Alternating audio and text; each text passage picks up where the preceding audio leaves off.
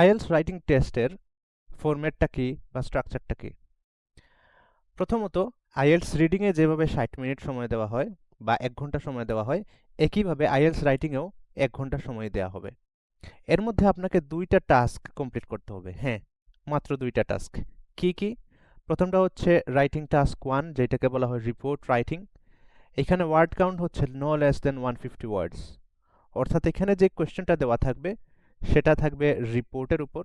আপনাকে একটা রিপোর্ট লিখতে হবে, কোনো একটা চার্ট দেওয়া থাকবে, সেই চার্ট দেখে দেখে, এবং আপনাকে মিনিমাম 150 ওয়ার্ডস বা 150টা ওয়ার্ড লিখতে হবে।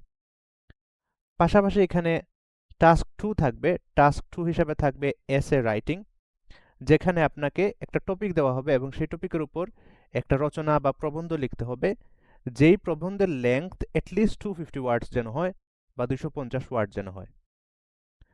Writing task 2 carries double the mark of writing task 1। Writing task 1 এ যেই মার্ক পাবেন, রাইটিং টাস্ক 2 তে যে মার্ক পাবেন সেইটা রাইটিং টাস্ক 1 এর চাইতে দ্বিগুণ হিসাবে ধরা হবে। সো রাইটিং টাস্ক 2 এর গুরুত্বটা ওভারঅল বেশি।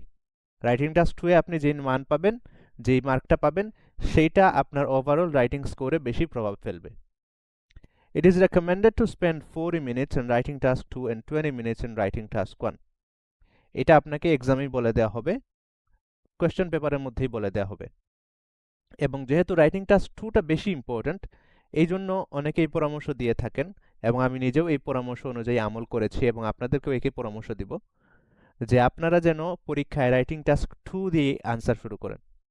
রাইটিং টাস্ক 2 দিয়ে যদি আপনারা আনসার শুরু করেন, তাহলে শুরুর দিকে মন মেজাজ ভালো থাকে, লেখার গতি ভালো থাকে, লেখা একটু ভালো হয়।